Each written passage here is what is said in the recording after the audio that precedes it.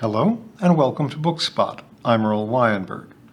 This time we will continue our reading of The City and the Stars by Arthur C. Clarke. Chapter 24. The amphitheater had been designed to hold the entire waking population of Diaspar, and scarcely one of its 10 million places was empty. As he looked down the great curving sweep from his vantage point high up the slope, Alvin was irresistibly reminded of Chalmeraine. The two craters were of the same shape and almost the same size. If one packed the crater of Chalmeraine with humanity, it would look very much like this. There was, however, one fundamental difference between the two. The great bowl of Chalmeraine existed. This amphitheater did not.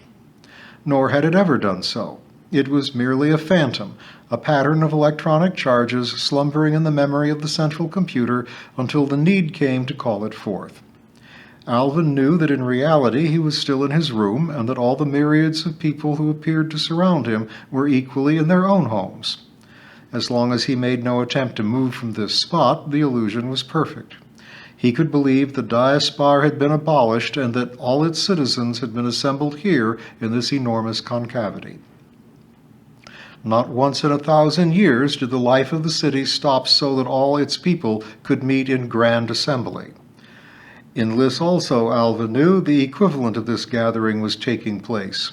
There it would be a meeting of minds, but perhaps associated with it would be an apparent meeting of bodies, as imaginary yet as seemingly real as this. He could recognize most of the faces around him, out to the limits of unaided vision. More than a mile away and 1,000 feet below was the little circular stage upon which the attention of the entire world was now fixed. It was hard to believe that he could see anything from such a distance, but Alvin knew that when the address began he would hear and observe everything that had happened as clearly as anyone else in Diaspar. The stage was filled with mist. The mist became Calatrax, leader of the group whose task it had been to reconstruct the past from the information which Vanamond had brought to Earth. It had been a stupendous, almost an impossible undertaking, and not merely because of the spans of time involved. Only once, with the mental help of Hilvar, had Alvin been given a brief glimpse into the mind of the strange being they had discovered, or who had discovered them. To Alvin, the thoughts of Vanamond were as meaningless as 1,000 voices shouting together in some vast echoing cave. Yet the men of Lys could disentangle them, could record them to be analyzed at leisure.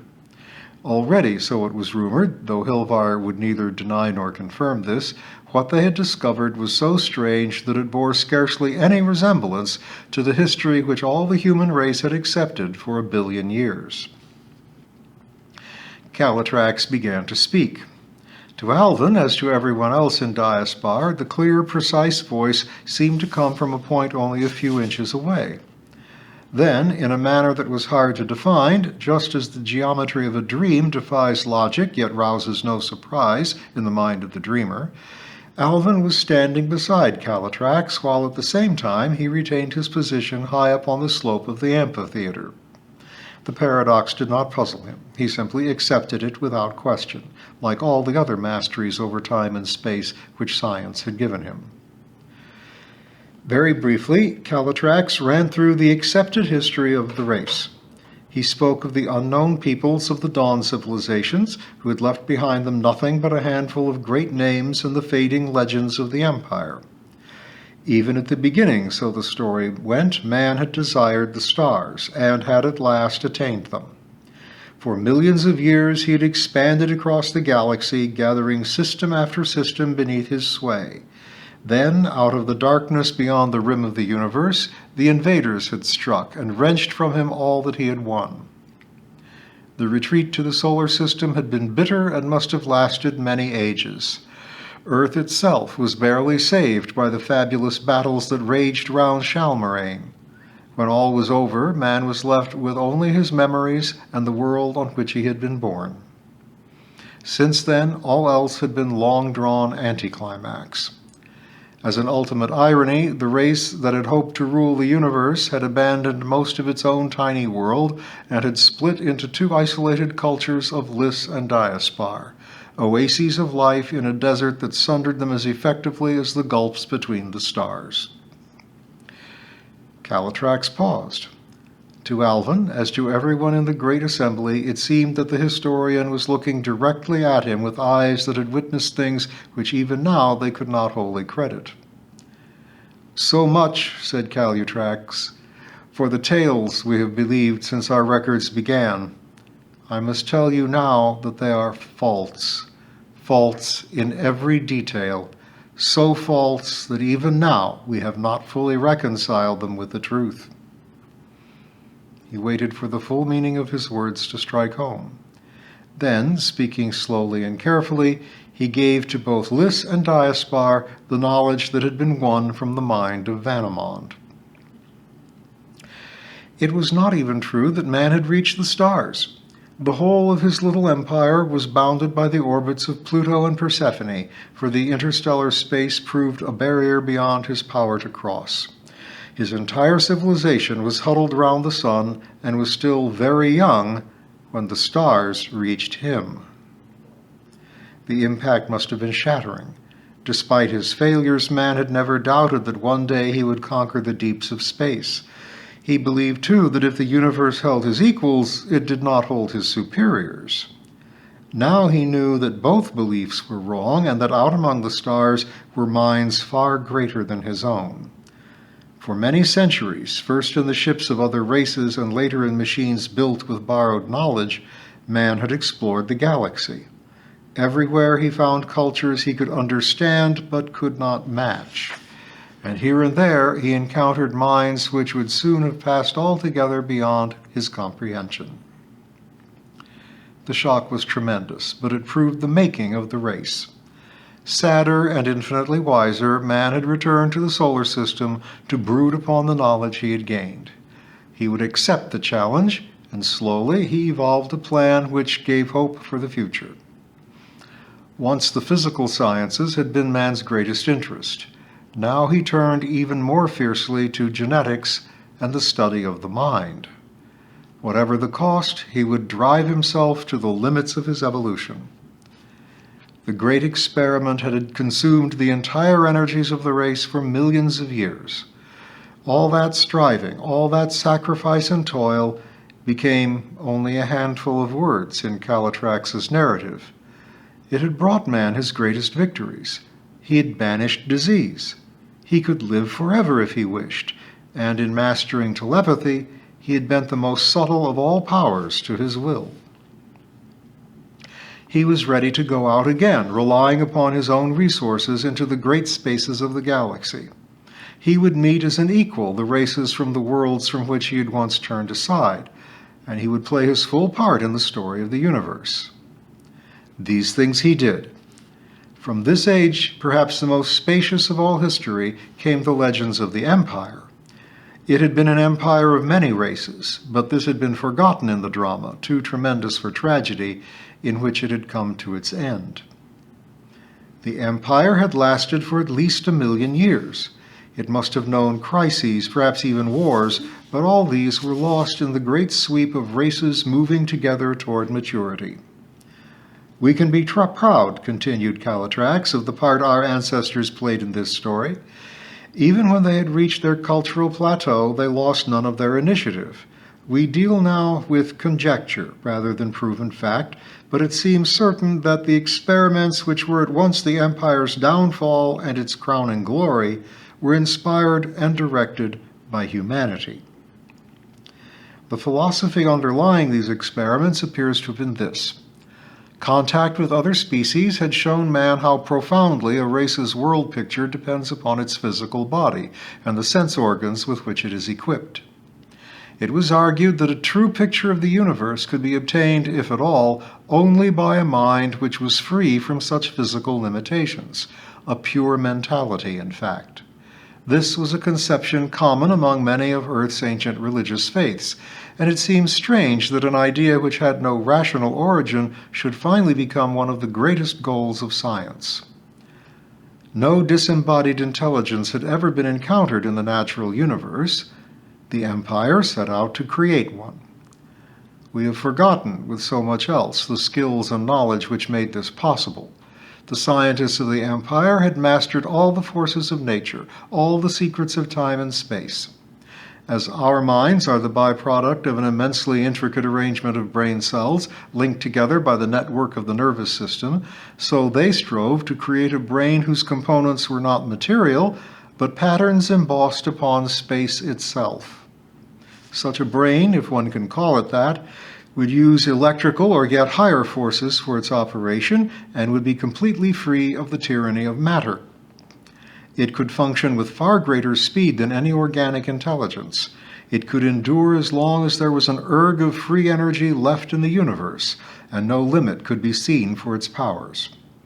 Once created, it could develop potentialities which even its makers could not foresee. Largely as a result of the experience gained in his own regeneration, man suggested that the creation of such beings should be attempted. It was the greatest challenge ever thrown out to intelligence in the universe, and after centuries of debate, it was accepted. All the races of the galaxy joined together in its fulfillment.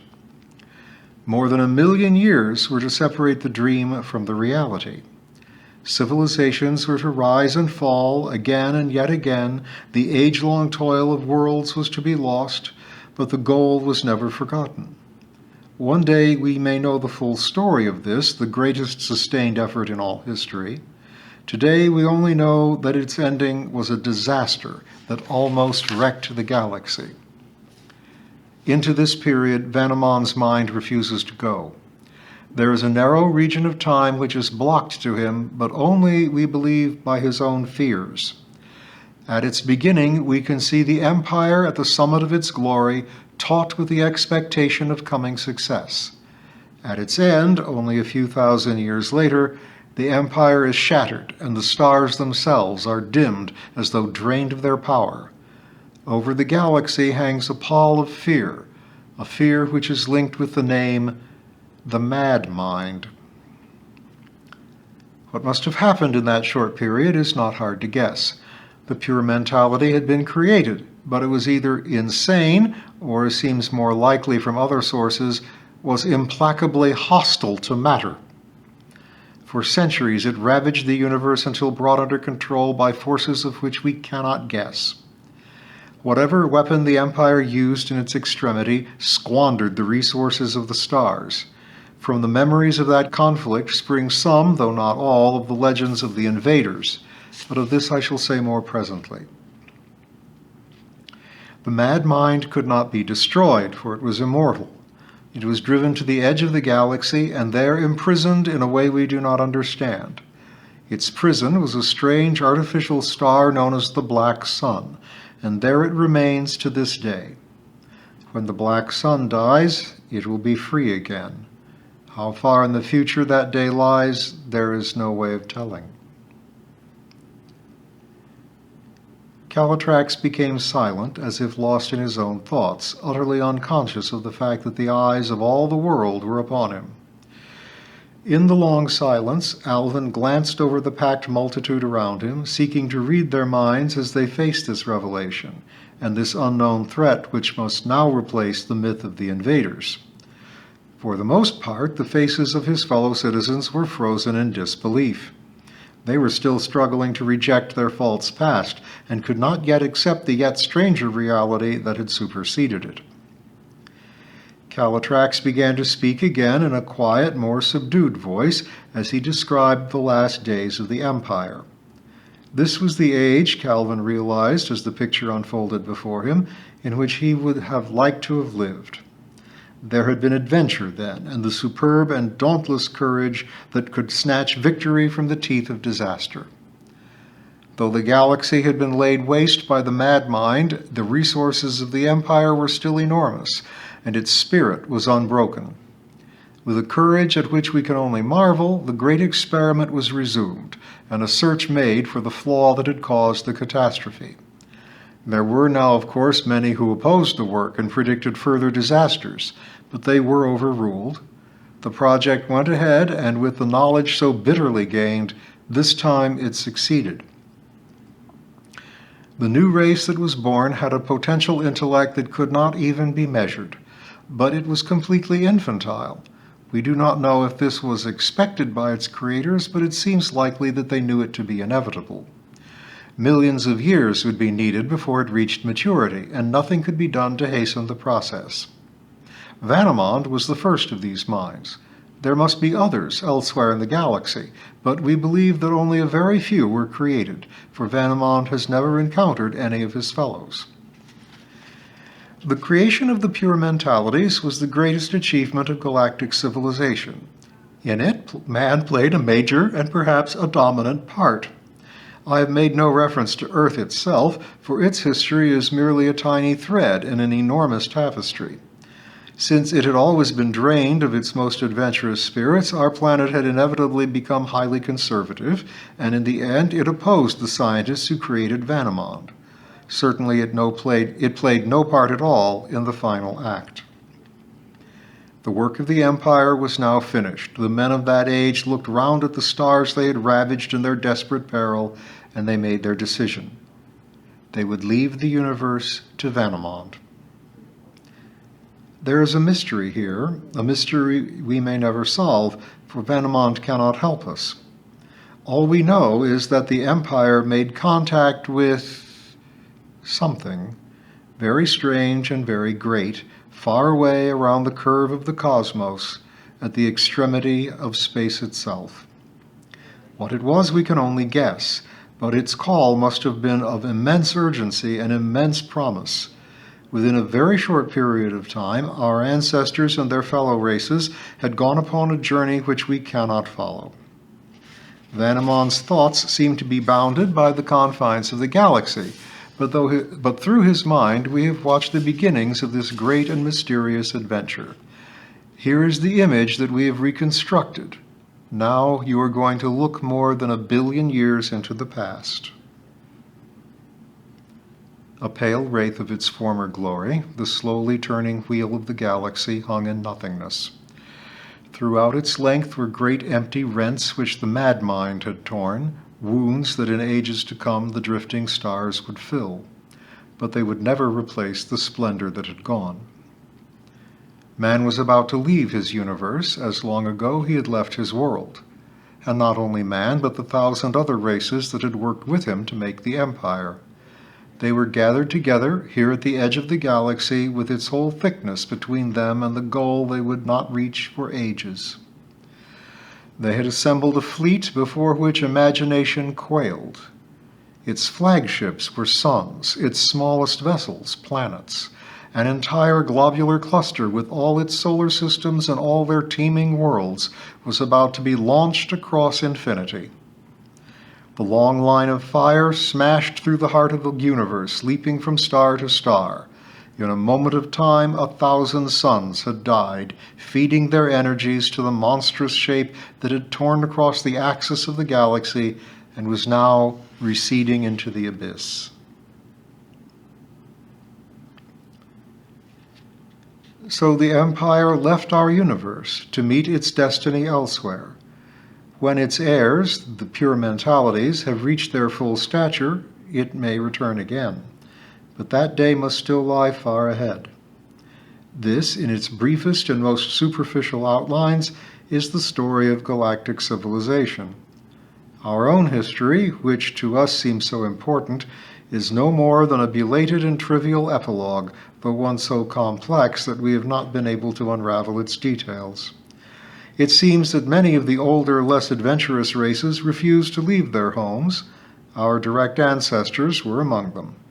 Most of these races fell into decadence and are now extinct, though some may still survive. Our own world barely escaped the same fate. During the transition centuries, which actually lasted for millions of years, the knowledge of the past was lost or else deliberately destroyed. The latter, hard though it is to believe, seems more probable. For ages, man sank into a superstitious yet still scientific barbarism, during which he distorted history to remove his sense of impotence and failure. The legends of the invaders are completely false, although the desperate struggle against the mad mind undoubtedly contributed something to them. Nothing drove our ancestors back to Earth except the sickness in their souls. When we made this discovery, one problem in particular puzzled us in Lys. The Battle of Shalmoraine never occurred, yet Shalmoraine existed and exists to this day. What is more, it was one of the greatest weapons of destruction ever built. It took us some time to resolve this puzzle, but the answer, once it was found, was very simple. Long ago, our Earth had a single giant satellite, the Moon. When, in the tug-of-war between tides and gravity, the Moon at last began to fall, it became necessary to destroy it. Shalmoraine was built for that purpose, and round its use were woven legends you all know. Calatrax smiled a little ruefully at his immense audience. There are many such legends, partly true and partly false, and other paradoxes in our past which have not yet been resolved. That problem, though, is one for the psychologist rather than the historian. Even the records of the central computer cannot be wholly trusted, and bear clear evidence of tampering in the very remote past. On Earth, only Diaspar and Lys survived the period of decadence.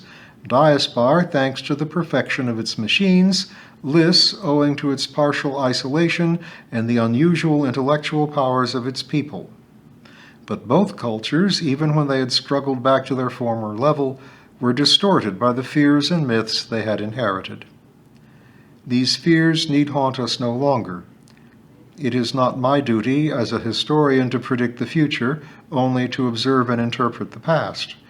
But its lesson is clear enough. We have lived too long out of contact with reality, and now the time has come to rebuild our lives. And we will see how they propose to do that next time.